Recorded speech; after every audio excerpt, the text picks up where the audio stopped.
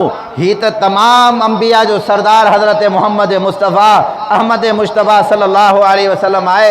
दुनिया जो अज़ीम तरीन हादसो आहे रसूलुल्लाह सल्लल्लाहु अलैहि वसल्लम जो इन दुनिया के छॾण। साहब इकराम मदहोश साहब इकराम के जने ख़बर पई, हज़रत अबू बकर सिद्दीक़ पंहिंजे हिसाब सां, हज़रत उस्मान पंहिंजे हिसाब सां, हज़रत अली पंहिंजे हिसाब सां, हुज़ूर सल्लल्लाहु अलैहि वसल्लम जूं घर वारियूं घर जे अंदरि पूरे मदीने जे अंदरि ग़म जो माहौल आहे। कंहिं माण्हू अबू बकर सिद्दीक़ ताईं ॻाल्हि पहुचाई। हज़रत अबू बकर सिद्दीक़ जॾहिं पहुता हुज़ूर सल्लल्लाहु अलैहि वसल्लम अम्मा आयशा जे हुजरे जे अंदरि, हुज़ूर सल्लल्लाहु अलैहि वसल्लम आख़िरी वक़्त जे अंदरि जॾहिं रहलत फरमाई पंहिंजे रब सां मुलाक़ात, त उहो हुजरो अम्मा आयशा जो कंहिंजो हुजरो बाबा ॾाढा ॻाल्हायो। ऐं रसूलुल्लाह सल्लल्लाहु अलैहि वसल्लम फरमायो त जंहिं जाइ ते नबी रहलत कंदो आहे उन ई जाइ ते उनखे दफ़न कयो वेंदो आहे। अॼु जेको अलाह जे रसूल फरमायो मा बैन बैती व मिंबरी रौज़तुम मिन रियाज़िल जन्नह, मुंहिंजे मेहराब ऐं मुंहिंजे कमरे जे दरमियान में घर जे दरमियान में जेका जाइ आहे उहो जन्नत जो टुकड़ो आहे, उहो अम्मा आयशा जो हुजरो आहे जंहिंजे अंदरि रसूलुल्लाह सल्लल्लाहु अलैहि वसल्लम रहलत फरमाई। हज़रत अबू बकर सिद्दीक़ फरमाईंदा जॾहिं मां आयुमि त हुज़ूर सल्लल्लाहु अलैहि वसल्लम जे कपिड़ो जीअं ॾिनल हुयो उहो कपिड़ो हीअं मथे खणी करे पैगम्बर सल्लल्लाहु अलैहि वसल्लम जे चेहरे मुबारक हुज़ूर सल्लल्लाहु अलैहि वसल्लम जी पेशानी मुबारक खे बोसो ॾिनुमि।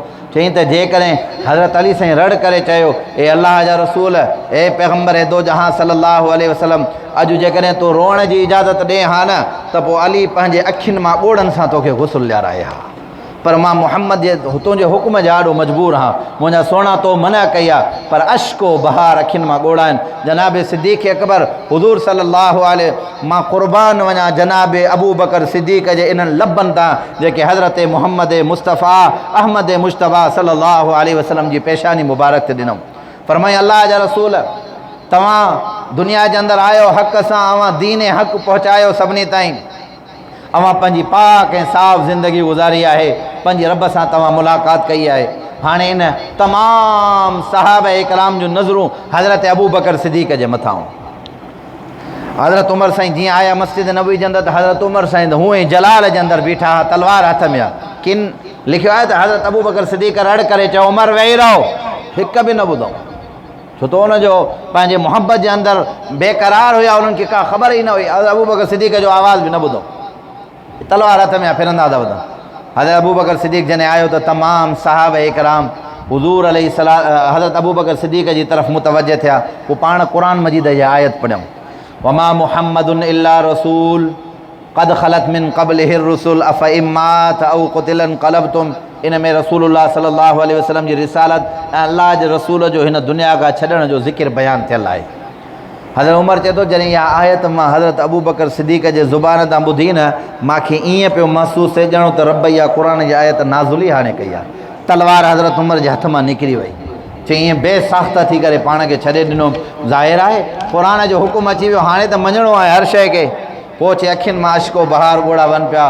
अलाह जा रसूल उहे महफ़िलियूं ऐं मजलिसूं ऐं रौनकूं जॾहिं साहब इकराम हुज़ूर जे दीदार जे लाइ ईंदा हुआ, जॾहिं हुज़ूर सल्लल्लाहु अलैहि वसल्लम सां वेहंदा हुआ, जॾहिं हुज़ूर सल्लल्लाहु अलैहि वसल्लम सां मुलाक़ात कंदा हुआ, इन्हनि मामलात ऐं मसाइल खे जॾहिं असां यादि कयूं पिया ॼणो ईअं सम्झूं पिया त हीअ ज़मीन ऐं आसमान असांजे मथां किरी पिया, इन जो वज़न असां बर्दाश्त न करे सघंदासीं।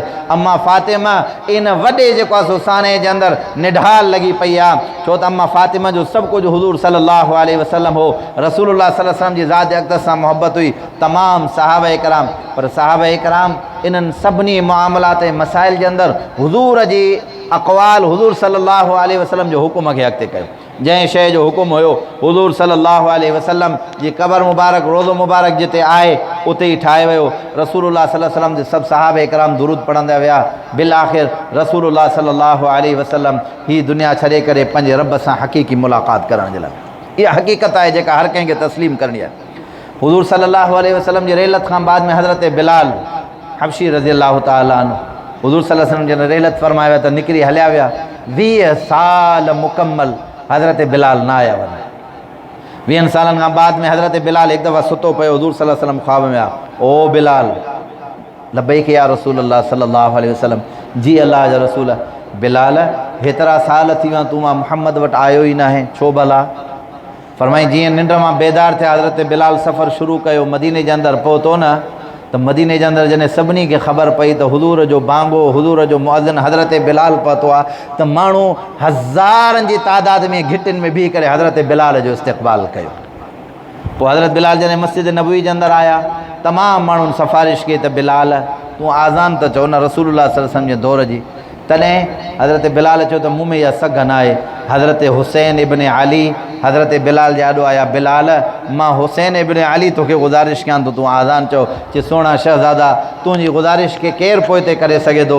जॾहिं हज़रत बिलाल आज़ान शुरू कई न त पोइ जेके मुस्लमान घरनि जे अंदरि औरतियूं न उन्हनि जे घरनि जे अंदरि कीअं हाट पइजी विया, रड़ियूं करे ॿाहिरि निकिरंदियूं आहियूं त पैगम्बर जे दौर जी आज़ान शुरू थी आहे।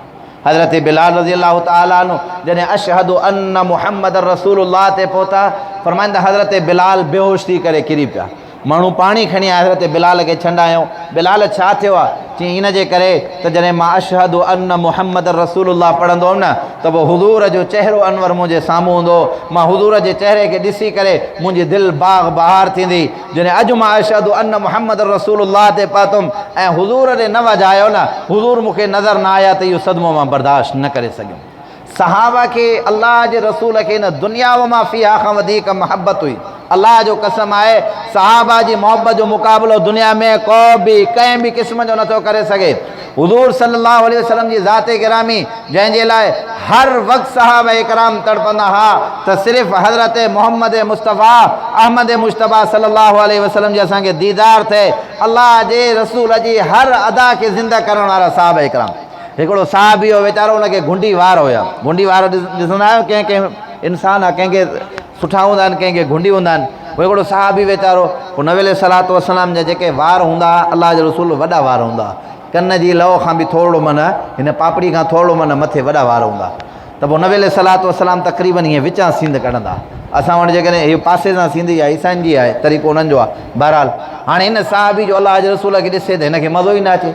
चई हाणे मां छा कयां, सींद बि कढणी आहे। हाणे हिन जा घुंडी वार कढे त उहो बीहे ई न पई। पोइ छा कयईं हिकिड़ी वञी शीख तपाए। उहा शीख तपाए उनखे हीअं माना निशान ॾेई छॾे त इहो हुजे। हुज़ूर सल्लल्लाहु अलैहि वसल्लम जो आया त अल्लाह जो रसूल ॾिसी करे हिन साहबी खे ए छा कयो अथई अल्लाह जा बाना इहे छाजो निशान आहे? चईं वार मुंहिंजा घुंडियुनि ॾाढी मां कोशिशि कई त का सींद निकिरे पर न निकिती। पोइ हीअं शीख तपाए करे बाहि जे अंदरि उनजो मां निशान ॾेई आयो आहियां त ताकी इहा मुंहिंजी सींद निकिरी वञे। माना एॾो रसूलुल्लाह सल्लल्लाहु अलैहि वसल्लम सां उन्हनि जी मोहबत। ॻाल्हि सम्झ में आई आहे न?